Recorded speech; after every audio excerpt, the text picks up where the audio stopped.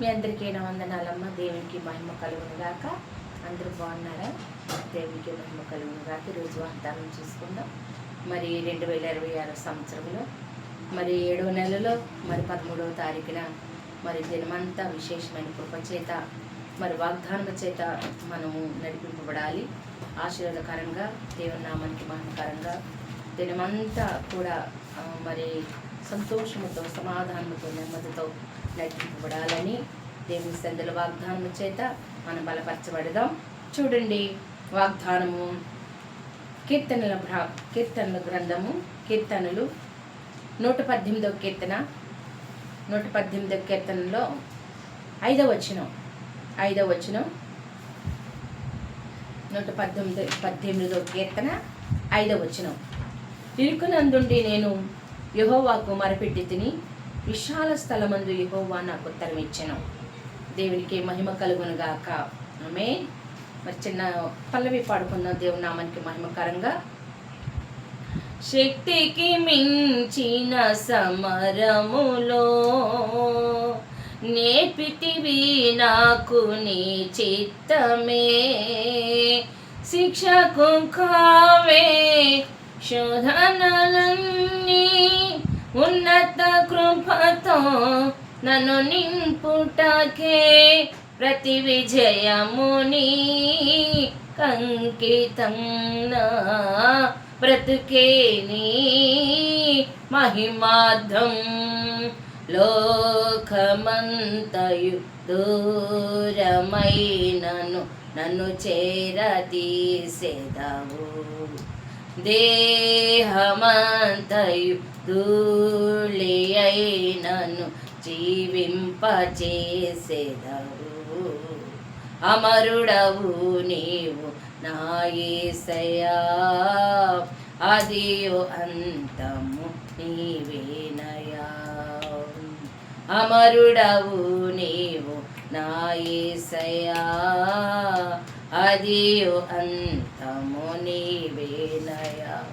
ఆదిలోనున్న నీ వాక్యమే ఆధరించెను శ్రమ కొలిమిలో, ఆదిలోనున్న నీ వాక్యమే ఆధరించెను శ్రమ కొలిమిలో, సమ్మసిల్లక సాగిపోదును సియోను మార్గములో, స్తోత్ర గీతము ఆలపింతును నీ దివ్య సన్నిధిలో.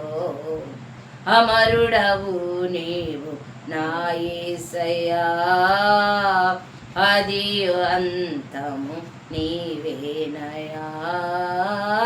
అమరుడవు నీవు నా యేసయ్యా, ఆదియు అంతము నీవేనయ్యా. హల్లెలూయా. దేవునికి మహిమ కలుగును గాక. ఈ కీర్తన భాగముల నుంచి 118వ కీర్తన 5వ వచనం.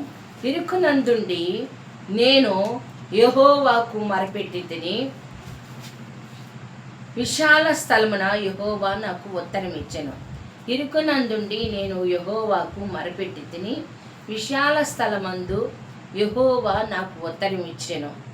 ఇరుకునందుండి నేను యెహోవాకు మొరపెట్టి తిని, విశాల స్థలమందు యెహోవా నాకు ఉత్తరం ఇచ్చెను. దేవుని నామానికి మహిమ కలుగును గాక. ఏంటి ఇరుకు? ఏంటి విశాలత?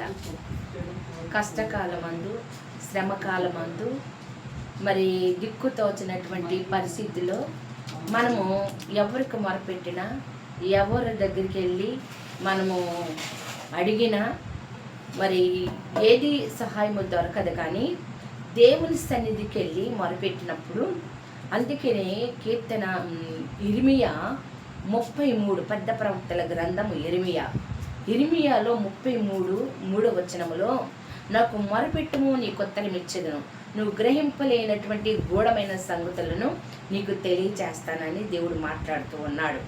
పరిశుద్ధాత్మ దేవుడు ఈ దినమంతి విశేషమైన ఆయన కృపతో మనము నడిపింపబడలాగున కొద్ది మాటలు కొన్ని విషయాలు మనం మాట్లాడుకుందాం. మరి చూడండి, ఇక్కడ లూకాసు వార్త 18 మరి 7వ వచనములో ఒక మాట ఇక్కడ మనం చూసుకున్నప్పుడు లూకాసు వార్త 18:7 వచనములో మనం చూసుకున్నప్పుడు, దేవుని నామానికి మహిమ కలుగును గాక. మరి ఇక్కడ చక్కని విషయం రాయబడి ఉందండి. దేవుని నామానికి మహిమ కలుగు. దేవుడు తాను ఏర్పరచుకొనిన వారు దీవారాత్మను తన గురించి మొరపెట్టుకొని చుండగా వారికి న్యాయం తీర్చడా, ఆయన వారికి త్వరగా న్యాయం తీర్చును, వారి విషయమే కదా దీర్ఘశాంతము చూపుచున్నాడు. దేవుని నామానికి మహిమ కలుగును గాక. ఇది ఈ వృత్తాంతము ఎలా రాయబడిందంటే, వారు విసుగక నిత్యము ప్రార్థన చేయుచుండవలెను అనే మాటకి యేసుప్రభు వారు ఎందుకు విసుగక నిత్యం ప్రార్థన చేయాలి అని ఇక్కడ ఉపమాన రీతిగా ప్రభువారు తన బిడ్డలకు చెప్తున్నట్లుగా, ఒక పట్టణంలో ఒక విధవరాలు ఉండెను. ఆమె తన ఎద్దుకు తరచుగా వచ్చి తన ప్రతివాదికిని నాకు న్యాయం తీర్చమని అడుగుచూ వచ్చును, కానీ అతడు కొంతకాలం ఒప్పకపోయాను. తర్వాత అతడు, నేను దేవునికి భయపడకయు మనుషులకు లక్ష్య పెట్టకి ఉండినను విధవరాలు పద్దాక మాటికి వచ్చి నా దగ్గర గోజాడుతున్నది. ఇక్కడ రాయబడింది కదా, దేవునికి భయపడకు మనుషులు లక్ష్య పెట్టకయు. ఒకడున్నాడు, ఒక న్యాయాధిపతి ఒక పట్టణంలో ఉండేను. యేసు ప్రభు వారు మాట్లాడుతున్నాడండి. ఎంత గొప్ప విషయం అంటే, మనుషులను లక్ష్య పెట్టడు, దేవుని కూడా భయపడడు. అలాంటి అన్యాయాధిపతి దగ్గరికంట ఒక విధవరాలు వెళ్ళి నాకు నా ప్రతివాదికి న్యాయం తీర్చమని మాటికి వెళ్ళి అడిగిందంట. మాటికి వెళ్ళి అడిగినప్పుడు అతడు లక్ష్య పెట్టలేదంట. కానీ తర్వాత ఇక్కడ నాకును నా ప్రతివాదికి నాకు న్యాయం తీర్చమని అడుగుచూ వచ్చిన, కానీ అతడు కొంతకాలం ఒప్పుకపోయిను. తరువాత అతడు, నేను దేవునికి భయపడికు మనుషులు లక్ష్య పెట్టకు ఉండినను విధవరాలు నన్ను తొందర పెట్టుచున్నది. దేవునికి మహిమ కలుగును గాక. అందుకని ఇక్కడ రాయబడిందిగా, వారు విసుగక నిత్యం ప్రార్థన చేయవలెను అని చెప్పి ఇక్కడ నాకు మొరపెట్టుము. అందుకని ఇరుకునందుండి మొరపెట్టినప్పుడు విశాల స్థలంలో దేవుడు అంట ఉత్తరమిస్తాడంట. ఇక 118 కీర్తనలో 5వ వచనములో ఇరుకునందుండి, అక్కడ ఆమెకి ఇరుకే, మనుషుని లక్ష్య పెట్టడం, దేవునికి భయపడడు, ఇరుకే.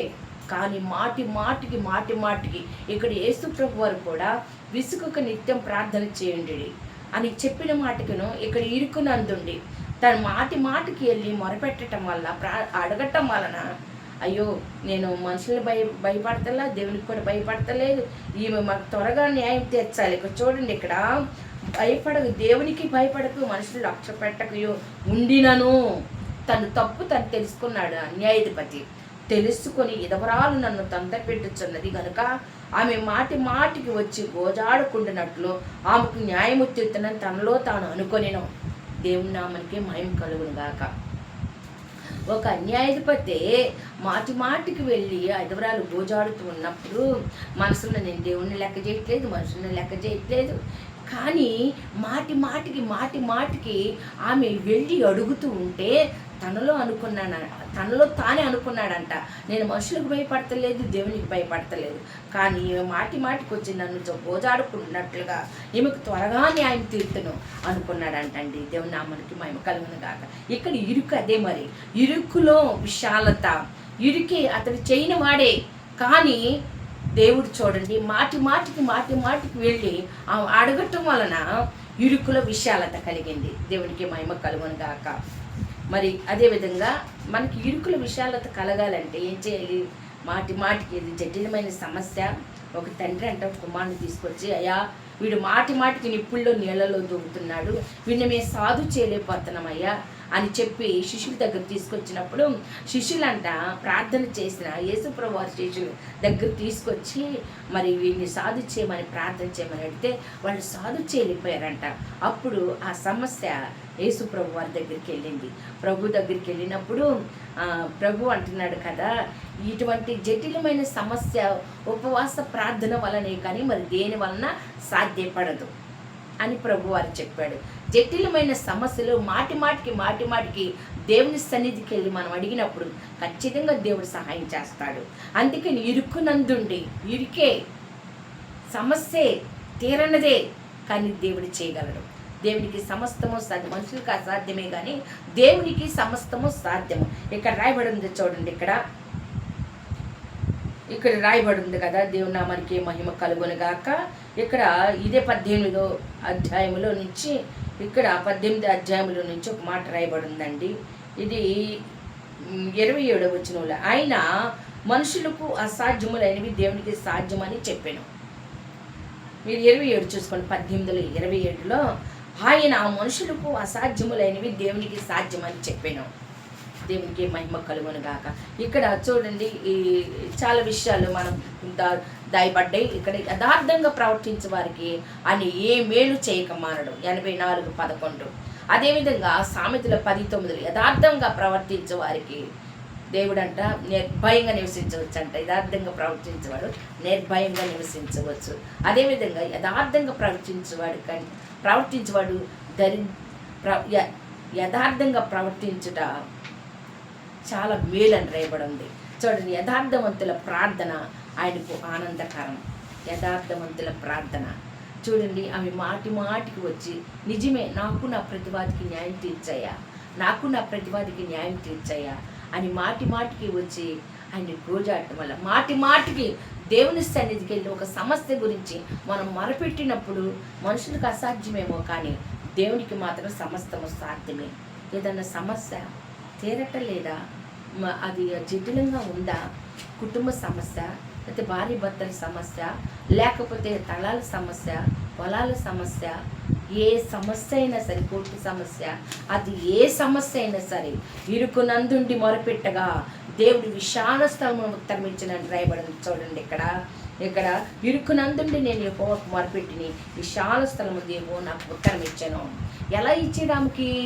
మాటి మాటికి వెళ్ళి గోజాడటం వల్ల అతను మనసులో అనుకున్నాడంట, వామ్మో, నేను దేవుడికి భయపడతలేదు, మనుషులకి కానీ మాటి మాటికి వచ్చి ఈమె నన్ను గోజాడటం వలన ఇంకా త్వరగా న్యాయం తీర్చాలి తన మనసులో అనుకున్నాడంటండి.